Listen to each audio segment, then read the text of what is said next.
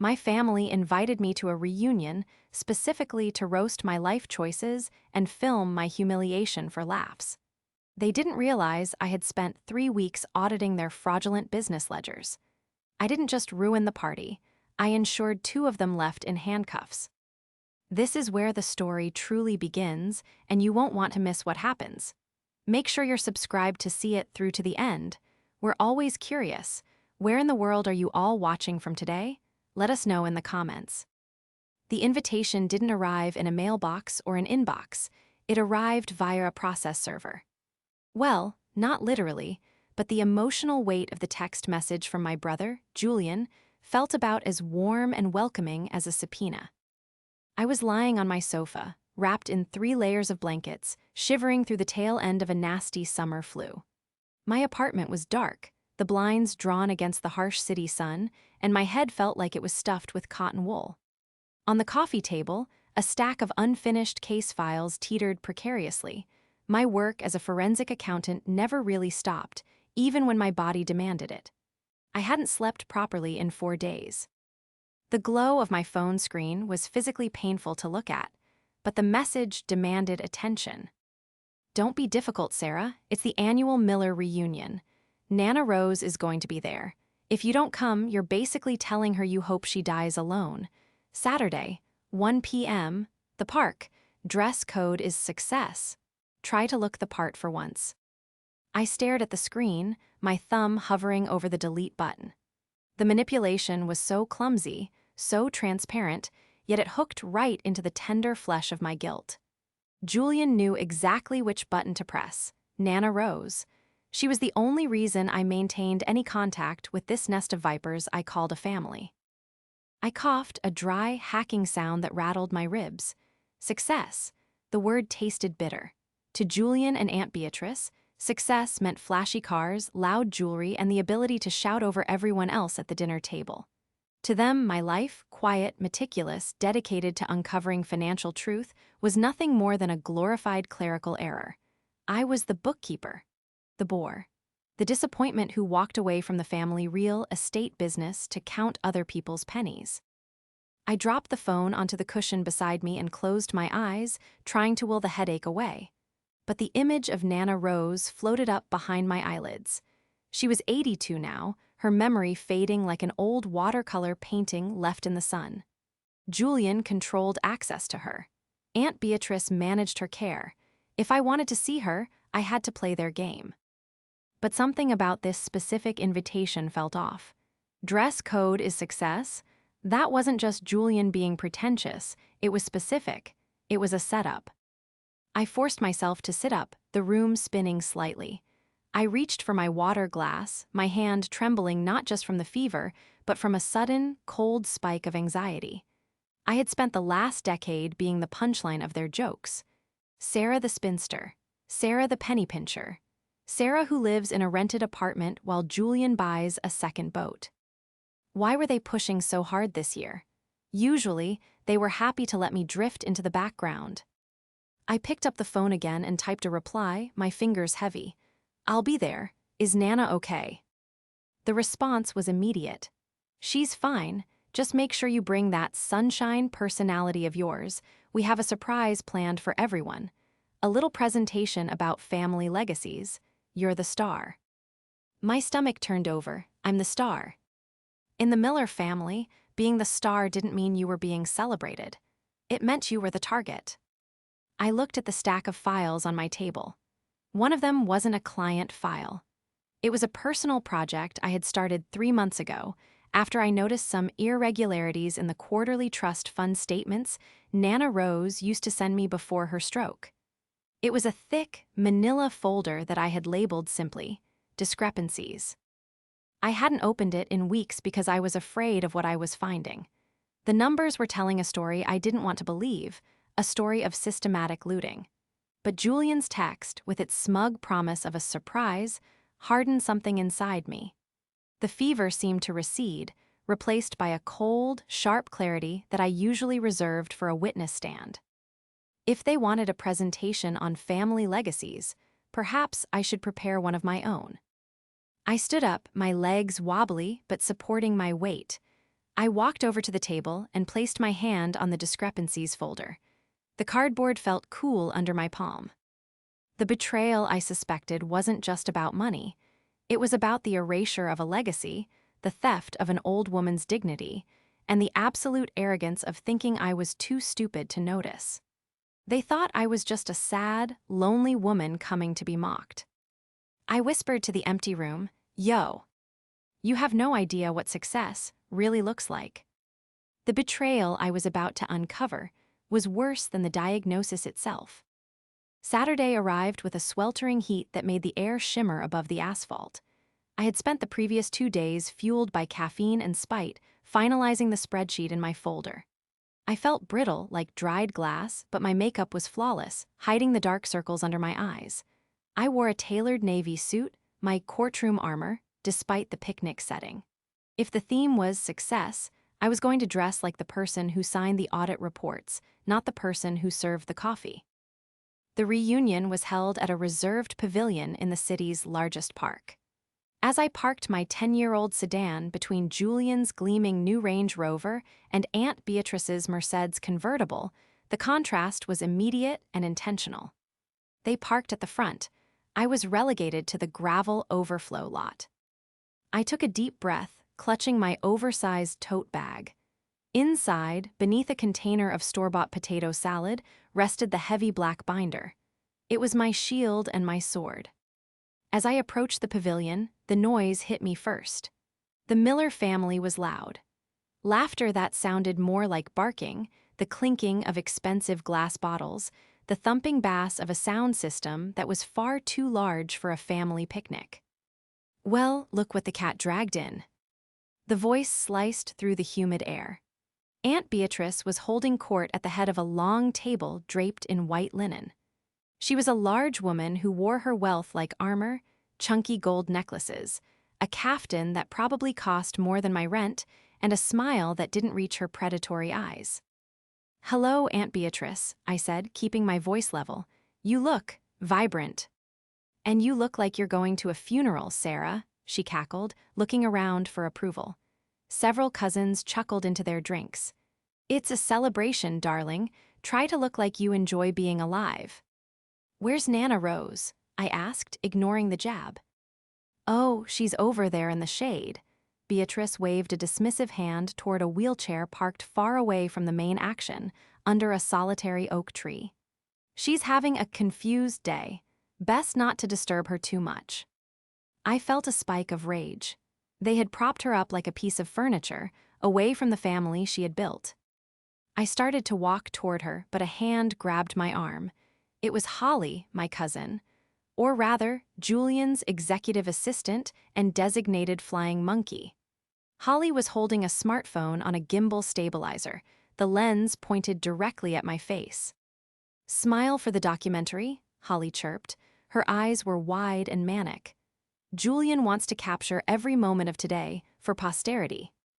"Get that out of my face, Holly," I said, pulling my arm away. "Oh, come on, Sarah, don't be such a sourpuss. We're making a memory reel. The Miller dynasty. You're part of the dynasty, technically." She zoomed in on my face. "Tell the camera how happy you are to see Julian's new car. Did you see it? Custom rims." "I saw it," I said, staring into the black lens. "It must have cost a fortune." "Business is booming," Holly sang, pivoting to film the buffet table. I walked away from her, my heart hammering against my ribs. The atmosphere was stifling. It wasn't just a party, it was a stage. At the front of the pavilion, a microphone stand and a projector screen were set up. A banner above it read, "Miller Enterprises, the future is golden." I finally reached Nana Rose. She looked smaller than I remembered, her silver hair thin and wispy.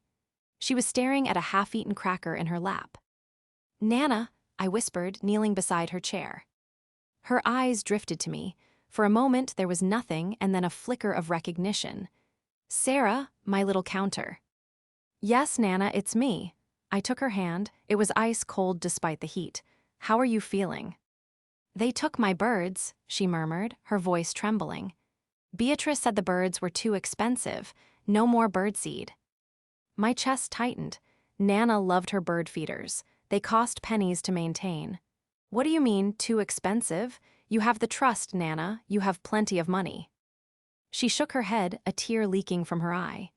Julian says, the market is bad, very bad, we have to tighten belts. No birds. I squeezed her hand, fighting back the urge to scream. The market is bad. The market had been on a bull run for 3 years. Don't worry about the birds, Nana, I said softly, glancing back at the pavilion where Julian was now high-fiving a group of his sycophants. He was wearing a suit that shimmered in the sun, a glass of champagne in one hand, laughing his head off. I brought something for you, I whispered to her. I brought the truth. I stood up and patted my tote bag. They were so busy setting up their roast, so busy preparing to laugh at my expense, that they had forgotten one crucial thing about me. They thought I was just a bit failure who was jealous of their money. They forgot that my entire career was built on finding the things people tried very hard to hide.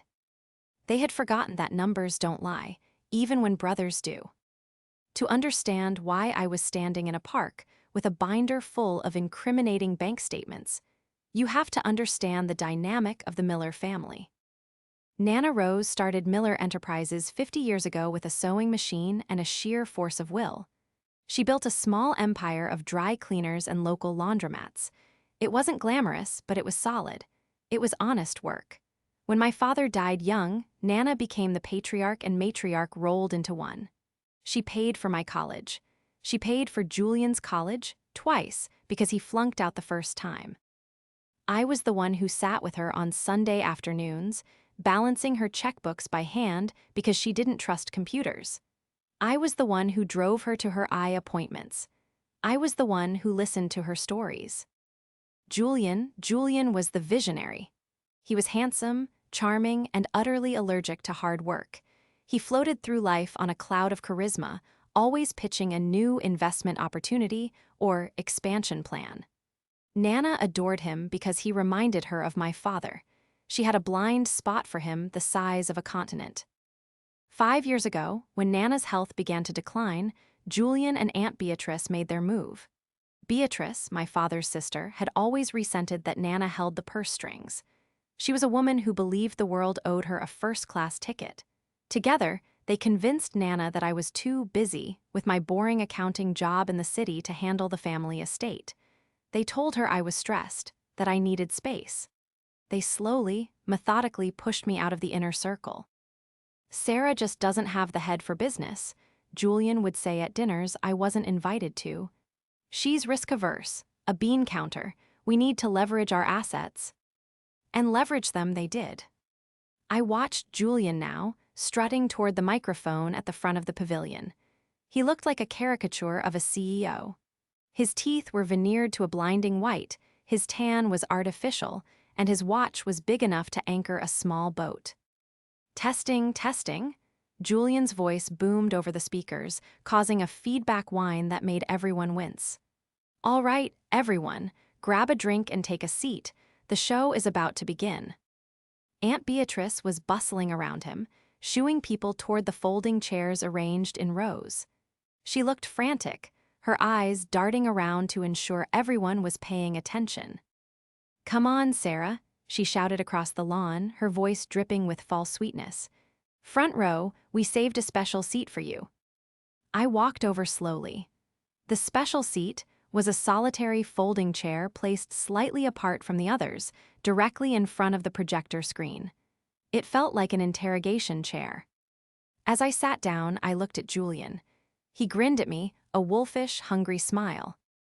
Glad you could make it, sis, he said into the mic, not bothering to lower it. We were just talking about return on investment. The crowd chuckled.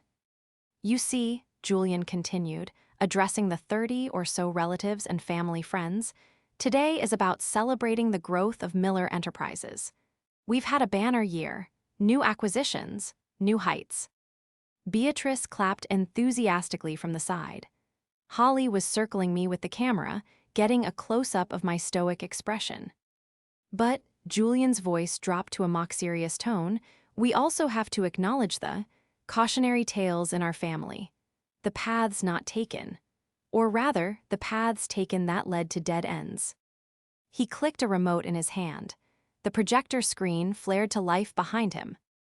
A photo of me from high school appeared, an awkward, grainy shot where I had braces and bad hair. The crowd laughed. "Sarah," Julian said, gesturing to me with the remote. "Our beloved Sarah, the only miller to look at a gold mine and say, 'I'd rather work for a salary.' While Beatrice and I have been expanding the empire, Sarah has been, well, what do you do, Sarah? Audit lemonade stands."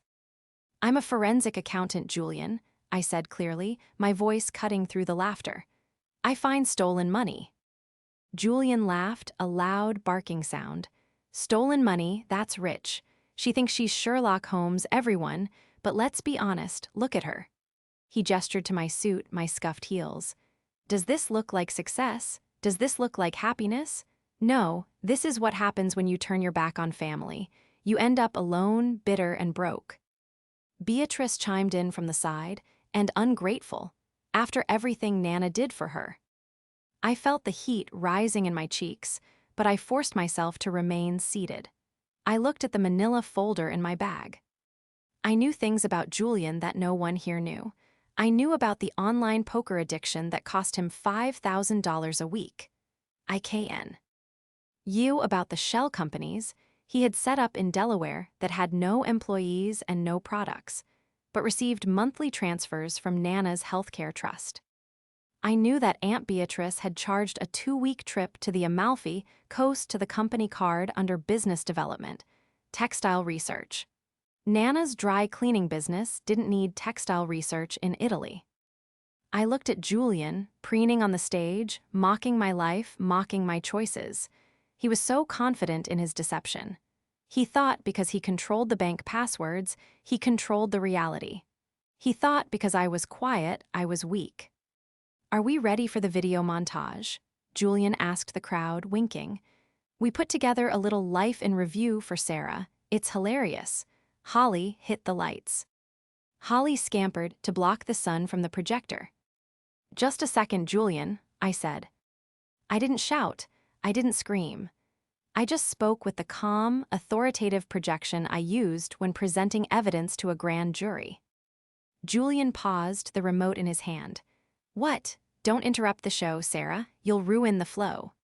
"I think your flow is about to be interrupted anyway," I said. I reached into my tote bag.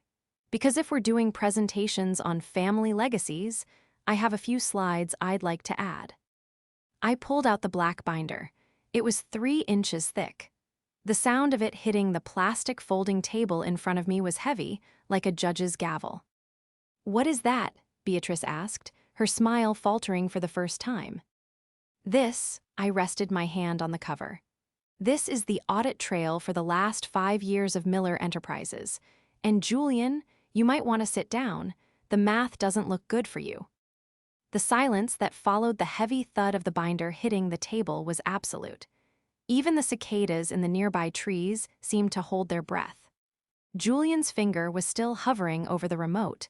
His humiliation montage paused on a picture of me looking tired at a Christmas party 3 years ago. "What is this, Sarah?" Julian asked, his voice tight.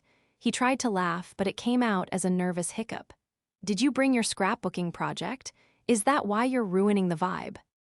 "It's not a scrapbook, Julian," I said, my voice steady, carrying over the quiet murmurs of the family.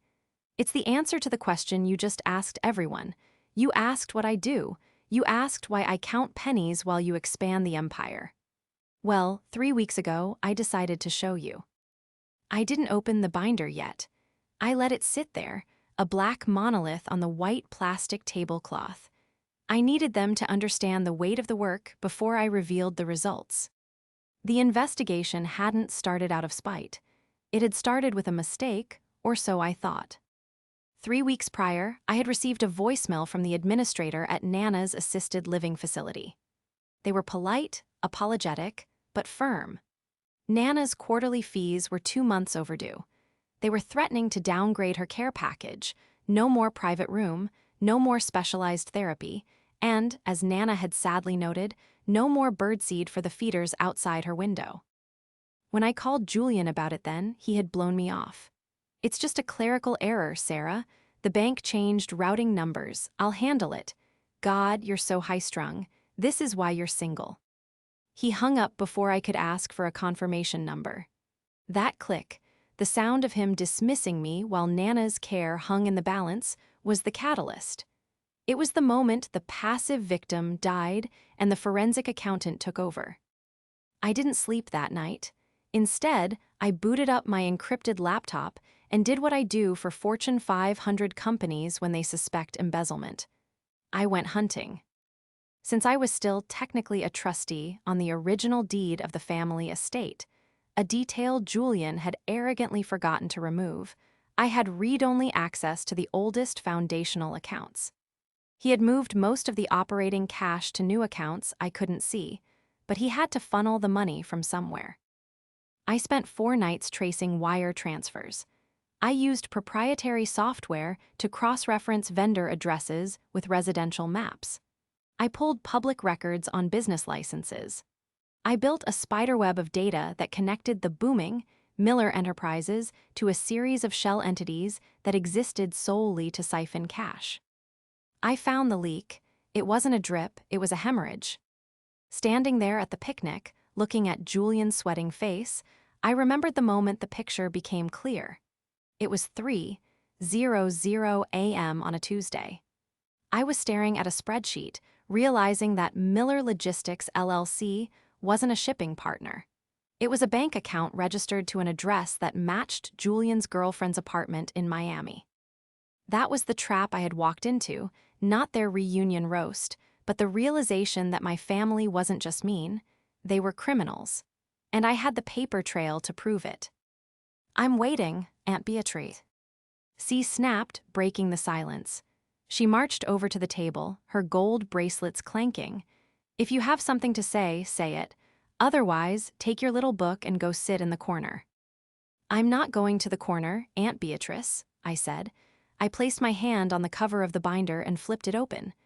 "I'm going to the page marked August 14th. I looked at the crowd. Does everyone remember August? Julian and Beatrice told us that business was so busy they couldn't make it to Cousin Mike's wedding. They said they were at a textile conference in Las Vegas securing a new contract. "We were," Beatrice hissed, her eyes darting to the onlookers. "It was grueling work." "Interesting," I said, running my finger down the first spreadsheet. "Because according to the corporate credit card statement, there were no charges for a conference center. However, there were charges totaling $12,000 at the Emerald High Limit Lounge and a $4,000 charge at a luxury spa for the gold package couple's massage." I looked up. The crowd was dead silent. Cousin Mike looked furious. That's overhead," Julian stammered, his face flushing a deep, blotchy red. "Networking, you have to spend money to make money, Sarah. You wouldn't understand high-level negotiations." "I understand math, Julian," I replied coldly. "And I understand that on that same day, a transfer of $10,000 was made from Nana's healthcare trust to cash. Care to explain how withdrawing cash in a casino helps the textile business?" The air in the pavilion shifted instantly. The mockery that had been directed at me just minutes ago evaporated, replaced by a thick, suffocating tension. The cousins who had been snickering were now exchanging confused, worried glances.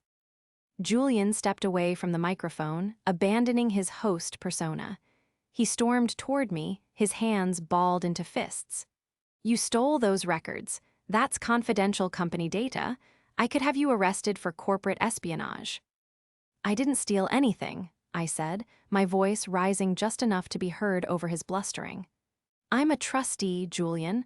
I have a legal fiduciary duty to review the accounts. And what I found isn't corporate strategy. It's fraud." "Liar," Aunt Beatrice shrieked. She grabbed a napkin holder and slammed it down on the table, trying to create a distraction. "She's lying. She's always been jealous of Julian. She's trying to ruin the party because she's miserable." "Jealous," I laughed, a short, dry sound. "Let's talk about jealousy. Let's talk about the renovations on the warehouse." I flipped a chunk of pages in the binder. the sound of the paper snapping loud in the quiet park. "Page 42, I announced, acting as if I were in a deposition. "Last November, you told the family that profits were down because we had to replace the roof on the main facility. You said it cost $80,000. Everyone here took a cut in their dividends because of that roof. Nana's allowance was cut in half." I pointed to a scan of a canceled check. "Here is the check for $80,000. It wasn't written to a roofing company. It was written to JB Design and Imports." I looked at Holly, who was still holding the camera, though her hand was shaking now. "Holly, isn't JB the initials of your interior design business, the one you run out of your garage?" Holly froze, the camera dipped toward the ground. I did consult on the aesthetics of the roof." "Aesthetics of a warehouse roof?" I asked, raising an eyebrow. "For 80 grand. "It was a comprehensive redesign," Julian shouted, jumping in to save her. "We were rebranding, you're twisting everything." "I checked the permit records, Julian," I said, cutting him off. "There was no permit pulled for a roof. There was no construction. But strangely enough, 2 weeks after that check cleared, Aunt Beatrice posted photos on Facebook of her brand new $80,000 kitchen remodel. Marble countertops. Imported Italian tile. The same week Nana was told we couldn't afford her physical therapy." A gasp rippled through the crowd. I saw my Uncle Ted, Beatrice's brother, stand up slowly. He looked from Beatrice to me, his face pale. "Beatrice?" Ted asked, his voice low. "You told me the business was struggling. You told me I couldn't borrow money for my kids' tuition because we were in the red from the roof." "We were," Beatrice stammered, clutching her pearl necklace. Accounting is complicated, Ted. Sarah is manipulating the numbers to make us look bad. She's a witch." "The numbers aren't manipulated, Beatrice," I said, staring her down. "They are linear. Money goes out, goods come in. But in this case, money went out and you got a Viking range while Nana got generic medication that makes her nauseous." I turned to Nana Rose. She was sitting up straighter now, her confusion clearing like fog in a strong wind. She was list. "Ning," she was looking at her daughter and her grandson with a dawning, horrified realization. "It's not just the kitchen," I continued, pressing the advantage. "I tracked the consulting fees. I tracked the vehicle maintenance for cars the company doesn't own. In the last 18 months, Julian and Beatrice have drained $400,000 from the operating accounts." "That's a lie," Julian screamed. He lunged for the binder. "Give me that." I pulled it back sharply. "I wouldn't do that, Julian. This is just a copy. The original has already been sent to the IRS whistleblower tip line, and my lawyer." Julian froze halfway across the table. His face went from red to a ghostly, sickly white. You didn't," he whispered. "I did," I said. "But that's not even the worst part. The theft is bad, but what you did to cover it up, that's what's going to make everyone here sick." Julian looked like a trapped animal. He looked around the pavilion, his eyes darting for an exit, for an ally, for anything. But the family circle had closed in. They weren't sitting in rows anymore. They were standing, forming a loose, silent ring around the main table. "She's bluffing," Julian yelled, appealing to the crowd. "She's trying to scare us. She wants to take over the company. That's her plan. She wants to push me out and take it all for herself."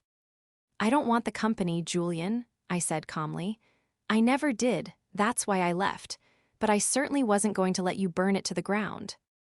"Burn it to the ground?" Beatrice scoffed, regaining some of her composure.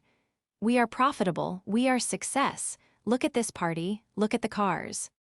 "The cars are leased," I said flatly. "And the payments are 2 months behind. I saw the demand letters in the trash folder of the company email server." I turned the page again. "But let's talk about the cover-up. When the cash flow started to dry up because you were stealing it faster than the laundromats could earn it, you needed a new injection of capital. You couldn't get a bank loan because the credit score is tanked. So, what did you do?" I pulled out a document that looked different from the spreadsheets.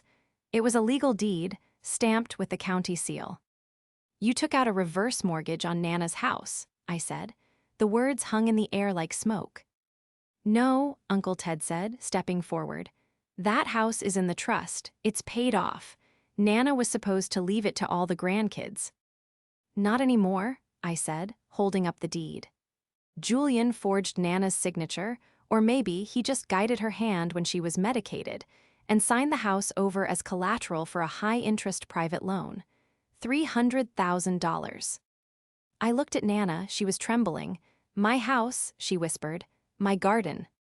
"They took the money, Nana," I said gently, "and they didn't put it into the business. Julian, tell them where the $300,000 went."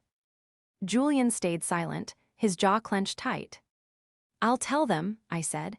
"It went to a company called Crypto King Investments, an unregulated offshore exchange."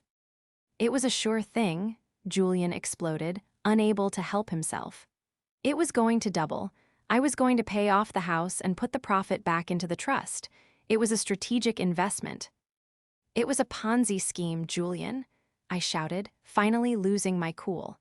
"It's gone. The money is zero. You gambled your grandmother's house on internet coins and you lost it all." The crowd erupted. People were shouting now. Uncle Ted looked ready to physically tackle Julian.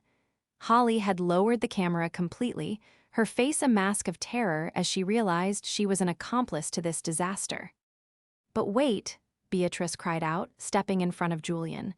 "He was trying to help. He was trying to save us. Sarah is the one destroying the family. Look at her. She's enjoying this. She loves seeing us suffer." "I don't love it," I said, my voice shaking with the adrenaline. "I hate it. I hate that I had to spend 3 weeks digging through your filth. I hate that I know you bought a Louis Vuitton handbag the same day Nana's heating bill bounced."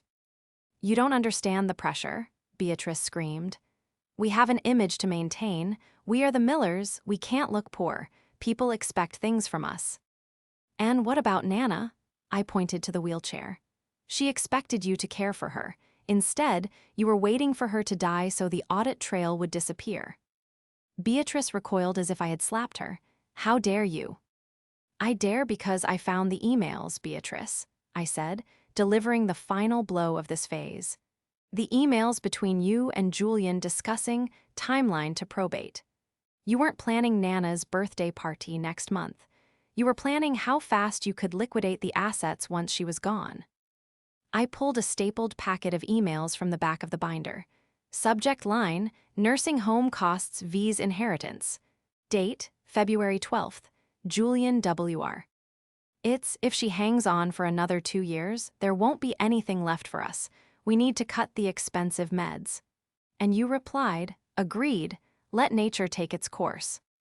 The silence this time was different. It wasn't shocked, it was deadly. It was the sound of a family realizing that there was a monster in the room, and it wasn't the woman with the binder. Nana Rose let out a wail, a sound of pure, heartbroken betrayal that cut through everyone. Julian looked at the crowd, realizing the tide had turned completely. His arrogance was gone, replaced by the feral panic of a man who knows the walls are closing in. "She's fabricating it," Julian yelled, pointing a shaking finger at me. "She typed those up herself. It's a frame job. Don't listen to her. Capture her." Someone grabbed the binder. He lunged across the table, knocking over the pitcher of iced tea. He wasn't trying to argue anymore. He was trying to destroy the evidence. Julian's lunge was desperate, a flailing attempt to physically erase the truth that I had laid out in black and white. He crashed into the folding table, sending the pitcher of iced tea and a tray of deviled eggs flying.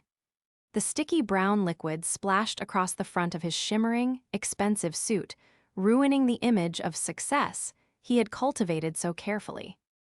I didn't flinch. I had anticipated this. I took a calm step back, clutching the binder to my chest. "Grab her," Julian screamed, slipping on the wet grass as he tried to scramble over the table. "She's crazy. She's attacking me." But nobody moved to help him. The spell was broken.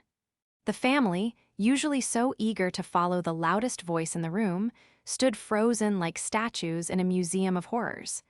They were still processing the email I had just read, the cold, calculated discussion of Nana's death. "That's enough, Julian," a deep voice boomed. It wasn't me, it was Uncle Ted. The same Uncle Ted who had been denied a loan for his daughter's tuition. He stepped out of the circle, his face a mask of grim fury. He didn't grab me, he grabbed Julian by the collar of his tea-soaked jacket and hauled him back. "Get off me," Julian shrieked, his voice cracking. "You're on her side. She's the enemy. She's trying to destroy the family name." "You destroyed the name the moment you stole from your grandmother," Ted growled, shoving Julian back toward the buffet table. Julian stumbled, knocking over a stack of paper plates, looking small and pathetic. Aunt Beatrice, seeing her son cornered and her own reputation dissolving, tried a different tactic. She burst into theatrical tears, clutching her chest. "Oh, my heart, the stress. Sarah, you're killing me. Look what you've done. You've turned a family celebration into a war zone. Is this what you wanted, to humiliate us?" "I didn't want this, Beatrice," I said, my voice projecting clearly over her wails. "I wanted a reunion. I wanted to see my grandmother. You are the ones who made this a roast. You wanted a show. You wanted to film my reaction to being called a disappointment." I pointed to the camera, which Holly was now holding loosely at her side, the recording light still blinking red. "Well, keep filming, Holly," I commanded, "because the finale is about to start." As if on cue, the sound of sirens cut through the humid park air. They started as a distant wail, but grew rapidly louder, a rising crescendo of consequences approaching the pavilion. Julian's eyes went wide. He looked at me, and for the first time I saw genuine terror. What is that? Sarah, what did you do?" "I told you," I said, checking my watch. "I sent the files to the authorities, but I knew you'd try to spin it. I knew you'd try to lie your way out of it or destroy the evidence. So, I asked the detective in charge of the Elder Abuse Division to meet me here." "Elder abuse?" Beatrice gasped, her face draining of color. We took care of her. We bought her the best clothes."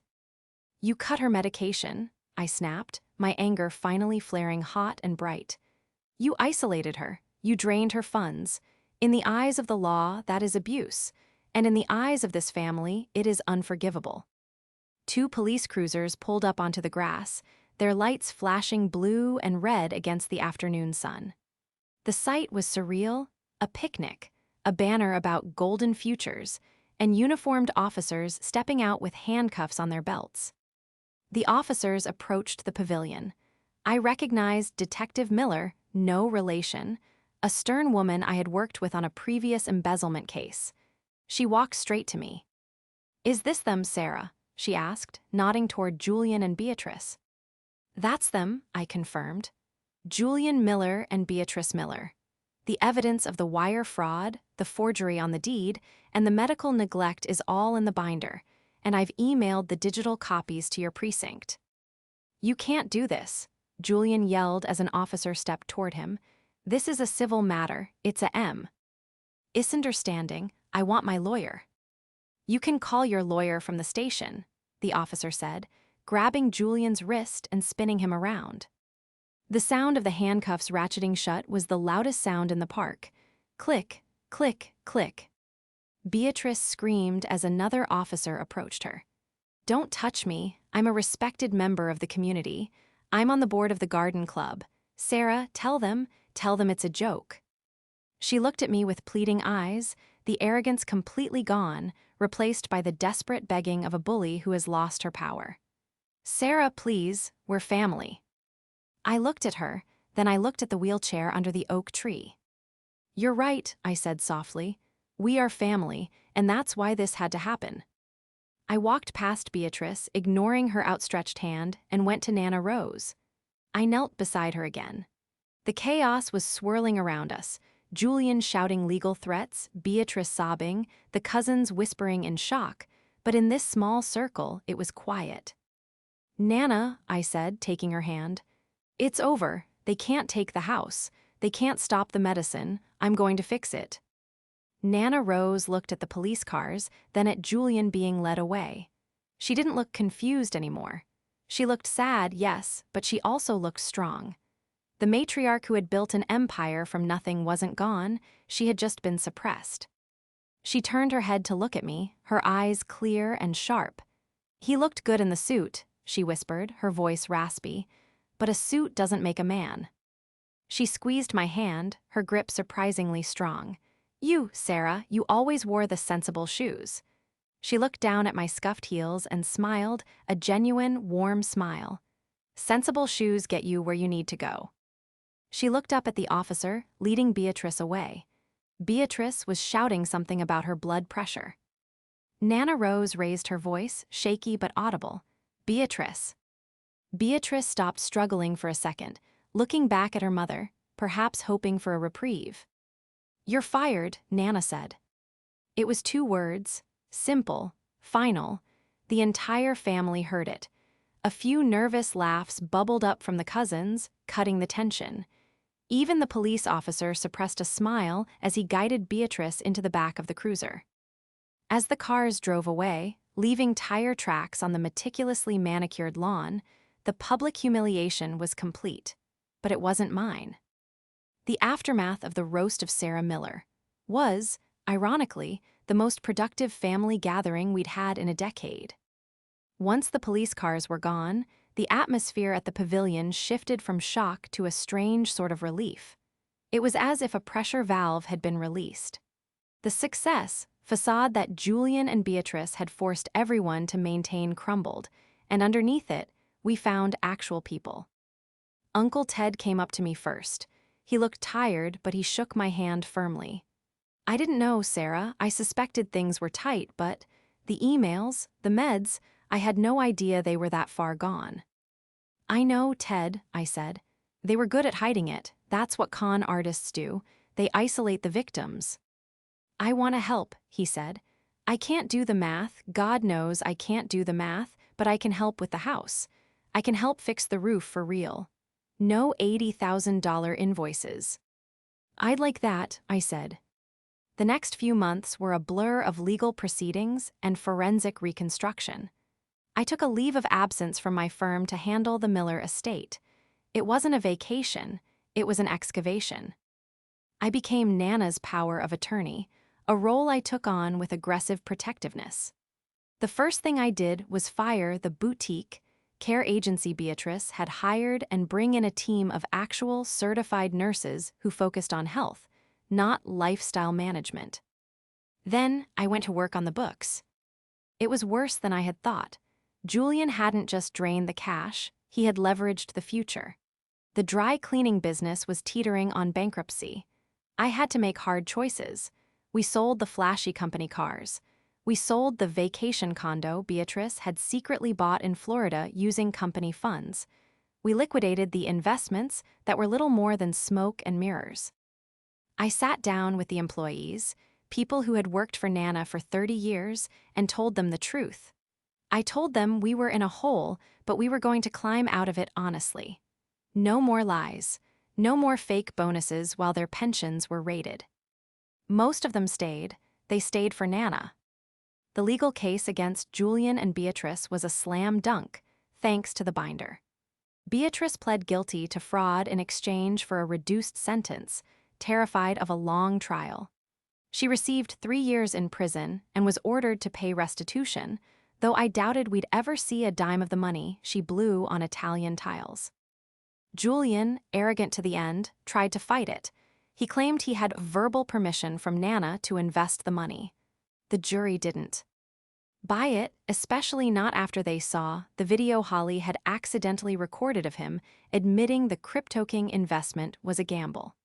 He was sentenced to 7 years for elder abuse, fraud, and embezzlement. But the real resolution didn't happen in a courtroom. It happened in Nana's backyard, 6 months after the picnic. It was a crisp autumn day. The leaves were turning gold and red, matching the sunset. I was sitting on the patio, my laptop open, finalizing the third-quarter results for the reorganized Miller Enterprises. We weren't booming in the way Julian claimed, but we were in the black. We were solvent, and most importantly, we were honest. Nana was sitting next to me in her wheelchair, wrapped in a thick wool blanket. She looked healthier than she had in years. Her color was back, her eyes were bright, and she had gained weight now that she was eating proper meals instead of the cheap processed food Beatrice had switched her to. "Sarah," she said, pointing a trembling finger toward the oak tree. "Look." I looked up. The bird feeders, 4 of them, brand new and filled to the brim with premium seed, were swarming with cardinals and blue jays. The air was filled with the sound of wings and chirping. "They came back," Nana said, a smile spreading across her face. "Beatrice said they wouldn't come back if we stopped feeding them, but they did." "They just needed to know the food was there, Nana," I said, closing my laptop. "They just needed to know it was safe." She reached out and patted my hand. "You're a good girl, Sarah. What did Julian call you? A boring counter." I laughed, something like that, a disappointment. "He was wrong," she said firmly. "You're not a disappointment, you're the foundation. Houses don't stand on gold paint, Sarah. They stand on stone, you're the stone." I felt a lump form in my throat. All my life, I had been made to feel like the other, the one who didn't fit the Miller mold of loud, flashy success. I had internalized their insults, believing that my quiet dedication to truth was a defect. But looking at Nana, safe and happy, and looking at the ledger on my screen that finally balanced down to the last penny, I realized they were wrong. Success isn't about how many people envy you at a picnic. It isn't about leased cars or custom suits. Success is the ability to sleep at night knowing you haven't hurt anyone. Success is having the skills to protect the people you love when the wolves come knocking. "Thanks, Nana," I whispered. "Now," she said, tapping her armrest. "Is it time for tea? Real tea, not that iced garbage Julian liked." "Real tea," I agreed, standing up. "I'll go put the kettle on." I walked into the house that was safe, the house that belonged to us again. I walked past the mantel where the success banner from the reunion had been replaced by a simple framed photo of Nana and me feeding the birds. I wasn't the star of the family. I wasn't the golden child. I was the accountant. And for the first time in my life, that was exactly who I wanted to be.